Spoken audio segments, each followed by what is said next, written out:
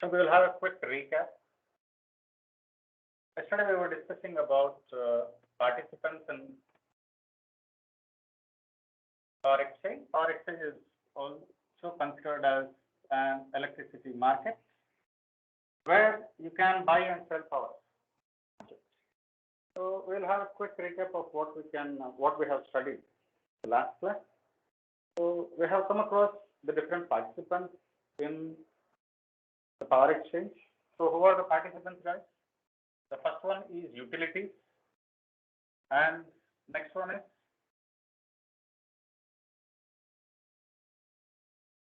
can anybody speak out? Power marketers, brokers.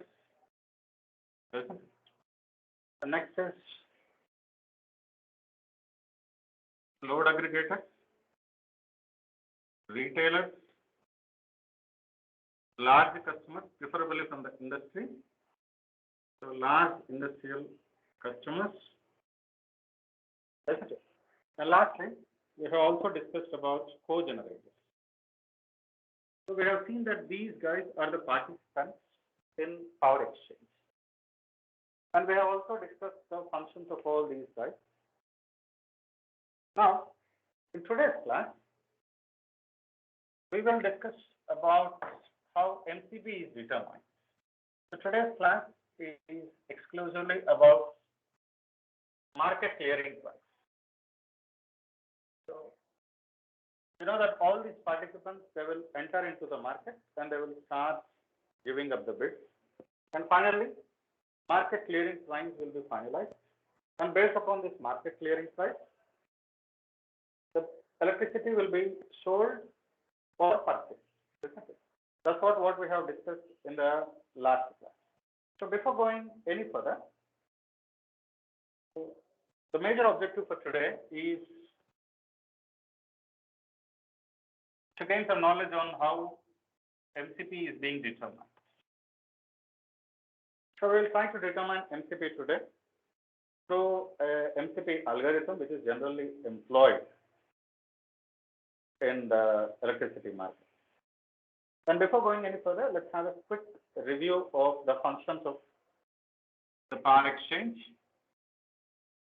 We'll start with the functions of power exchange. This is just for a quick review. We have already seen yesterday. So what are the functions of PX beta? It first accepts the bids, right? It first accepts the bids from participants. So what does it consist of? The prices, the schedules. In the schedules itself, there will be quantities of electricity. How much they want to buy, how much they want to sell. This is the first and foremost function of your PX or power exchange, isn't it? And after accepting bids, what it is actually offering? It is offering a competitive marketplace for all the participants, isn't it?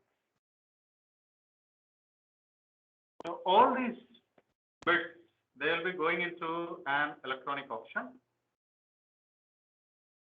Now nobody is doing it manually. Everything will be electronic auction, where all the participants can buy and sell their electricity. So your PX is providing a competent marketplace. So accepting bids, providing competitive marketplace, and allowing all the bids through electronic auction. And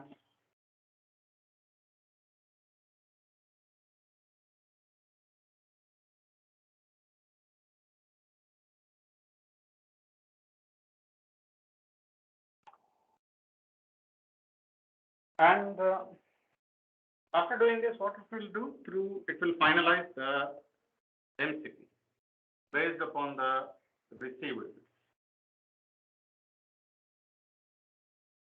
So it will finalize the MCP based upon the received bids.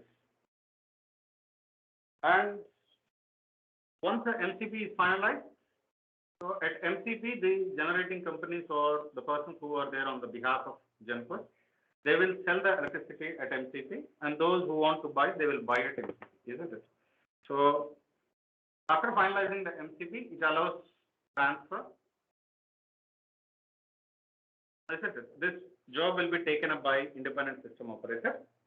So he will instruct the transmission authorities or the transmission participants to go with this allowed schedule.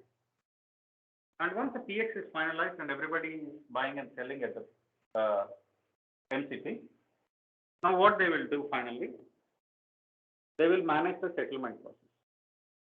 So they will collect money from these guys, from the seller, and they will deduct some money and they will pay for the buy. Okay. So they will manage the settlement. There will be credit settlements and debit settlements. Most probably there will be credit settlements in markets. So credit settlements will be made from between both the buyers and the sellers. So this job also will be done by the APA. So on the whole, what we can say in a single statement, it guarantees, I'm stressing it again and again, it guarantees a competitive marketplace. The PX always guarantees a competitive marketplace, isn't it? Where everybody can get a non-discriminatory access to the energy resources or electricity resources, isn't it? I'm once again stressing this, a competitive marketplace where a fair or non-discriminatory or what you can call it as equality, whatever the word which you can use. So a power exchange offers non-discriminatory access to the energy resources, whether buying of the electricity or getting the transmission services. So this is the major function of PX. This is what we have studied so far. So now, after understanding this PX, after jumping to the conclusion that PX offers a fair and non-discriminatory access to all the energy resources, now we will move ahead with how MCP will be determined.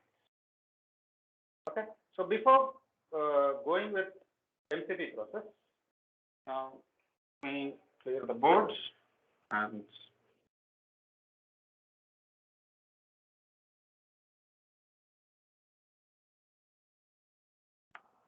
so I hope those who are listening the class pay a little bit more attention to understand how MCPs are determined in public markets, how the prices of electricity are determined.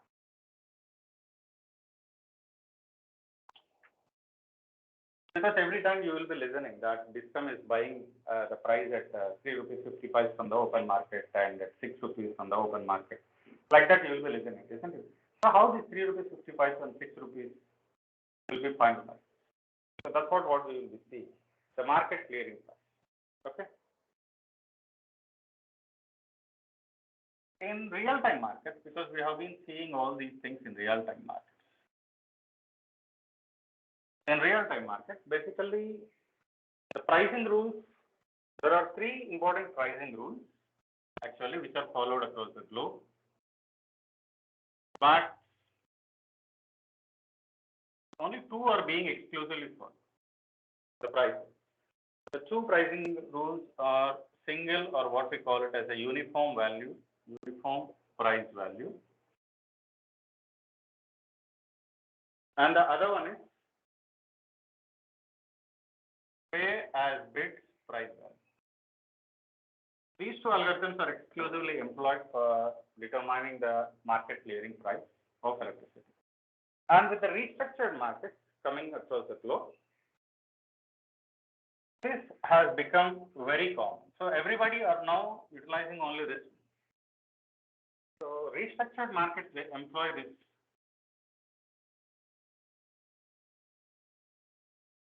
Are employing uniform price value, irrespective of the bids. Irrespective of the bids, everybody should sell and buy the power at a uniform price.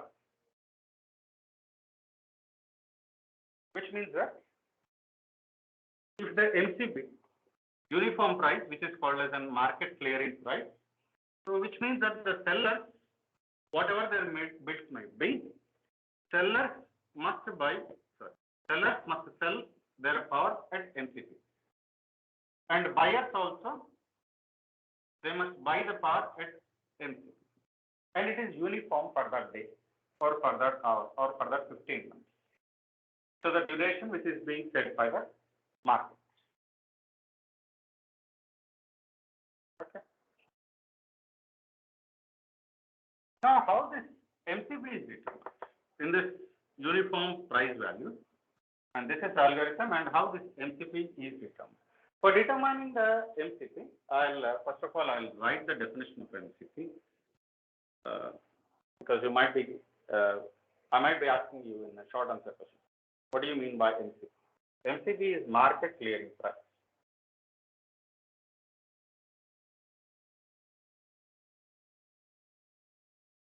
Market clearing price. Okay. And this is the lowest point or price of electricity obtained at intersection of demand and supply cost.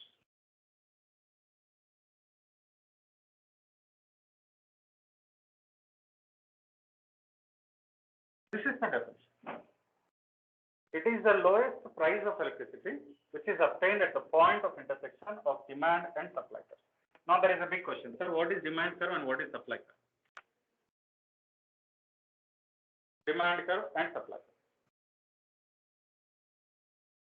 Now we will get back to the demand curve and supply curve. Now if you are interested, then I will take a small example and I'll explain it to you. Are you ready?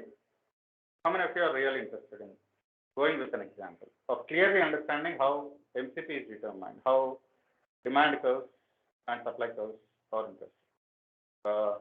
There are 1, 2, 3, and 4. Only 4 members? Is anybody interested in learning this thing through an example? Right.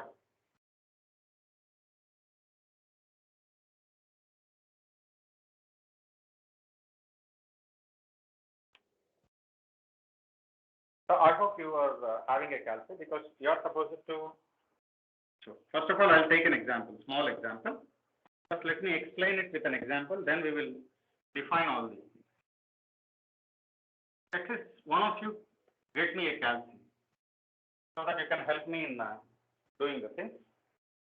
So now, as you all know about how the market will be, how the buyers and sellers will be in a commodity market. So let us take a simple example, a sample example. Okay. Now I am taking 15 minutes market. You might be getting a doubt, sir, what do you mean by 15 minutes market? This I will explain in the next class. What do you mean by 15 minutes market? But right now, assume that it is a 15 minutes market. Now, there are 3 customers, A, B, and C. There are 3 customers, A, B, and C, who are trying to bid for electricity. Okay. Now, let us suppose the prices are like this. These are represented in rupees per megawatt hour. Sorry, rupees per kilowatt hour. I'm sorry. Rupees per kilowatt hour. Okay. 1 rupee, 1.5, 1.75, 2, 2.25, 2.5, 2.75, 3, 3.25, 3.5. Okay. So these are, I'm not good at drawing, but I'm trying for you.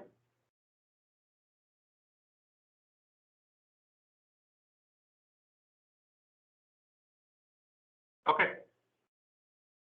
So assuming these are the prices. Now A is basically a buyer. Maybe he has some sort of industry, let us suppose, and he wants some 50 megawatts of power, irrespective of the price, because he needs to run his company daily, so he needs to buy the power at any cost. and he needs a fixed thing of 50 megawatts per hour. Okay. And there is a second person who is also a buyer. So this is 10 kilowatts per megawatt. These are the units. Okay. Now this is buyer number 2. Buyer. What he does is he tries to purchase power. Let us suppose he tries to purchase it at 150 megawatts. He is ready to buy 150 megawatts at 1 rupee. But if the price goes on, he doesn't want to buy the power, so he will reduce the quantity of how much he is going to buy the power. And if it crosses 2.5, let us suppose he is not at all interested in buying the power beyond 2.5. So this is some type of mindset of the customers. If the cost is at very low price, then they will buy huge amounts of electricity. Maybe a different customer, like one of us, who always thinks about the price, isn't it? He is buying 150 megawatts of power if the cost is 1 rupee. And if the cost increases, he is reducing his requirements. And if it is beyond 2.5, he is completely saying that he doesn't want to buy electricity. Seems he is just like a middle class family like this, isn't it? Now, I'm going with the third customer. Who is just like a generator. Let us suppose he is a small generator. And he is into the market to sell his power. Let us suppose he has got some 25 megawatts, or we'll take a round figure. Let us suppose he is having some 20 megawatts of power. So he will sell the electricity at any cost. Okay. See guys, first two are demands, right? Third one is a generator. He is injecting power, right? He is selling. These guys are buying. So for your understanding, I'll change the color of this one. I'll represent it as black.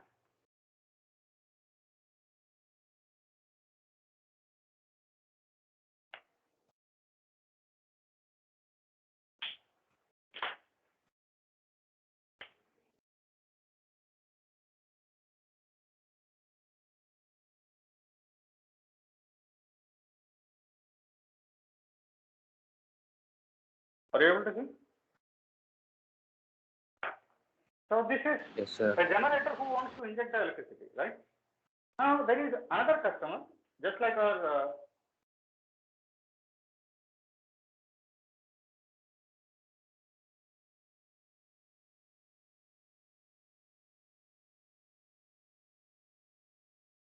he is a discount company. Let us suppose you take Kids College. No offense on anything better. I am not accusing anyone. So this is just, so let us suppose this is an academic institute, okay? An academic institute, what they will do, they will always think about the profit, right? Let us suppose even our college is also having a captive power plant, isn't it? So what they will do, if the power cost is very, very low, they will try to buy the power, isn't it? At 1.5 also, no problem, we will buy the power.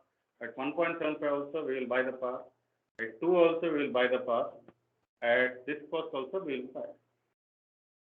So what they are doing now? They are slowly trying to reduce the amount of consumption of electricity as the price increases. Now, say beyond 2.5, because they do have a captive power plant, what they wanted to do is, they wanted to inject electricity beyond this. So what they will do is, they will start injecting electricity beyond this one. తక్కువ ఉంటే grid నుంచి తీసుకుంటాం, ఎక్కువ ఉంటే grid గా supply చేస్తాను, because I will be getting profit, right? So assuming that they will, so this is the mindset of a financial body or people like us, isn't it? If the price is very low, then I will consume from the grid.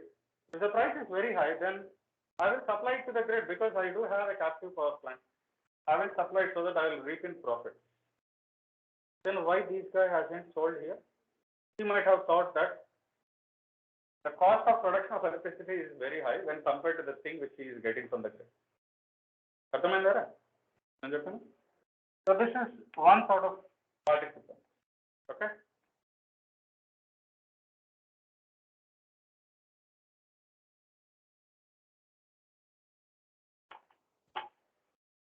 So this is one sort of participant.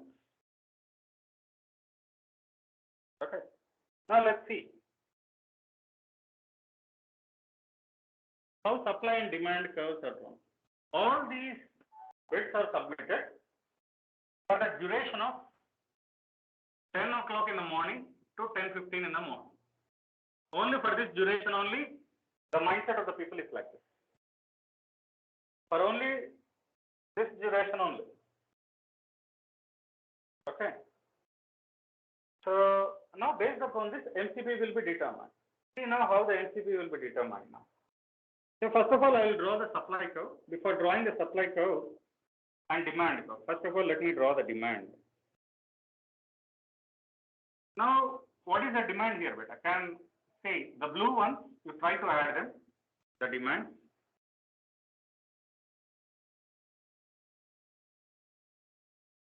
Can anybody add the demand? Faster. What is the demand?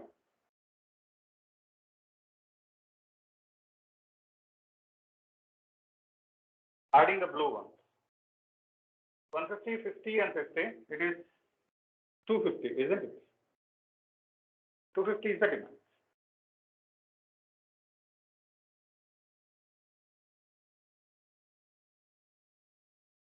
Can anybody compute it very fastly?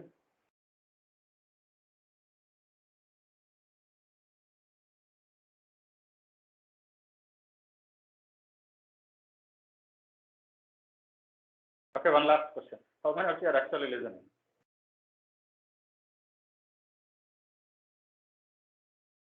Can you raise your hand? Okay. Just 2, 3, 4, 5, 6. That's nice. So, hope you have understood. The demands I am adding here 50, 140, 40. Can anybody help me out in this calculation?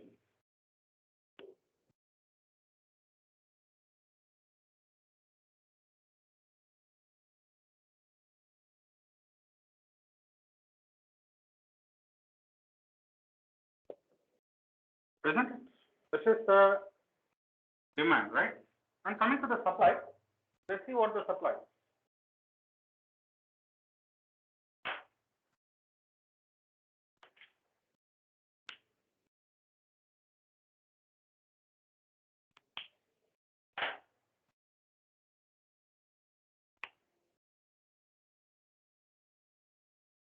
So what is the supply now?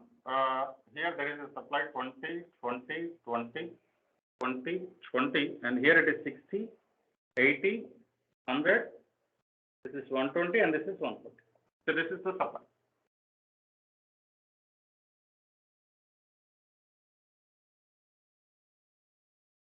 Okay.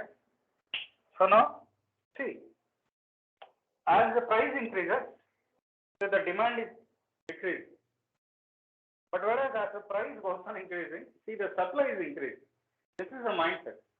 Because these people, they will think that if the price is going on, they will want to reap in benefits, isn't it? So the price goes on, supply goes on increase. Whereas the demand, it goes on decrease.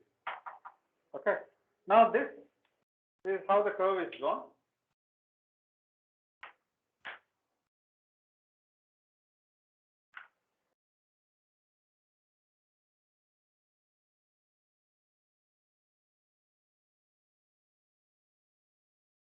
This is 0. Price will be on the y-axis and capacity will be on the x-axis. This is 1, 1.25, 1.5, 1.75, 2, 2.5, 2.25, 2.5, 2.75, 3, 3.2. Okay. Okay.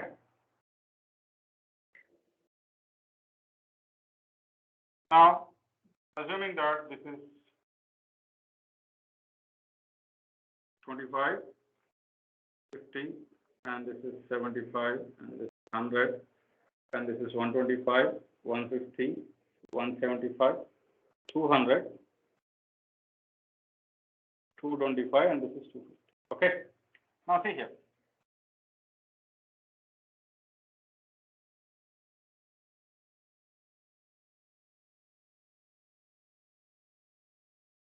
This one. Demand and price. First of all, I am drawing the curve between demand and price beta. Demand is 250, price is 1. So the point is somewhere around here, isn't it? And here 230, 1.5. So 210, 1.75. Next is 190, 2. So the curve will be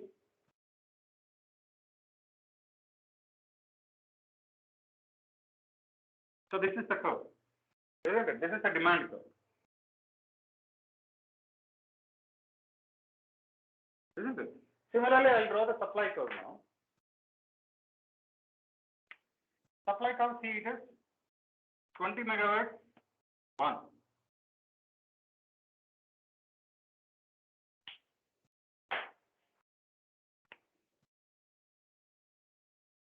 20 megahertz, 1.5. So even at 1.5 also, I'm getting the same thing. 1.75 also same. 2 also same. 2.25 also same. At 2.5, I'm experiencing an increase. So the curve will be slowly, it is increasing. 140. This is my supply curve. Okay. So the intersection of these two, this is called as the MCP. And this is called as MCV.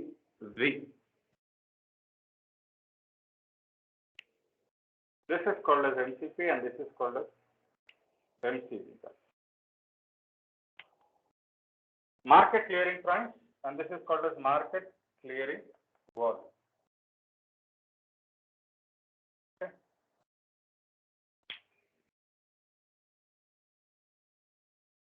I hope you have now understood how market clearing price is determined. I have drawn a supply curve, I have drawn a demand curve based upon the demand, based upon the bids I have received. And the intersection of these two curves is my market clearing price, and this is the market clearing volume. Okay. And see here. This is the supply curve, isn't it? So whoever is supplying beyond this content, so let us suppose this region, even though the supply is available at 1 rupee or 1.5 rupee or 2 rupees, but he will get a price of, this is the fixed price, isn't it? So even though he is ready to sell the power at this rate, okay, but he will be getting a constant value of this one. So that's why this particular one,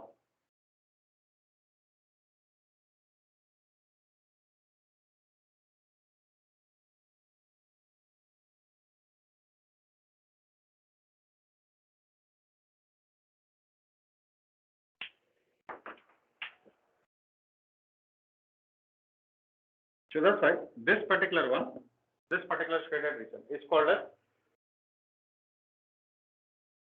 profit for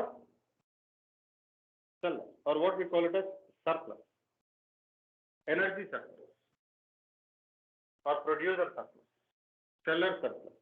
Whereas this region, even though he is ready to buy at this price, but he needs to pay only this one. So that's why this is called as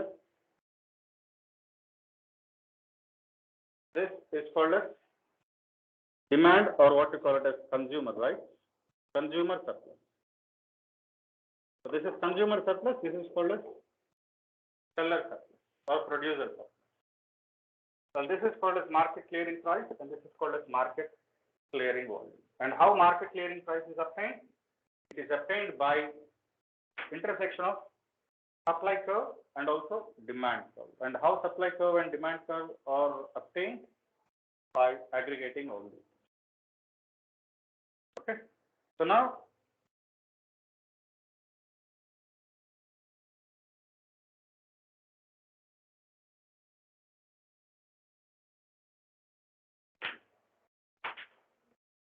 Can I ask few things in your examination on this one? Will that be okay for you? So now if you carefully see,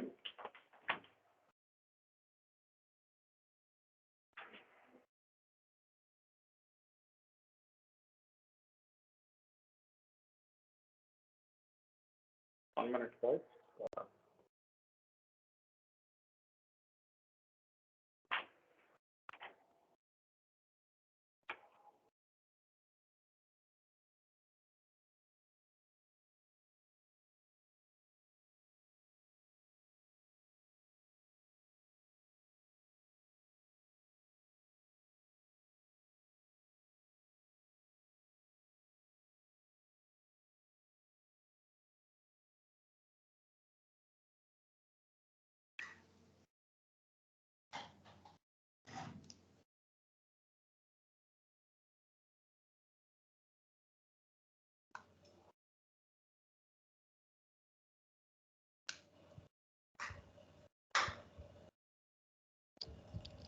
Are you able to see the PPT now?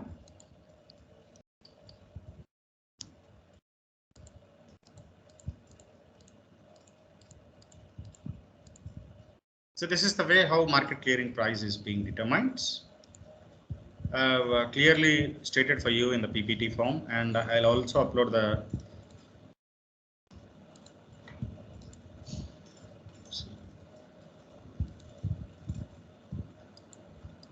this is the way how demand curve is being drawn. See, demand curve is a graphical representation of the relationship between price and the quantity demanded.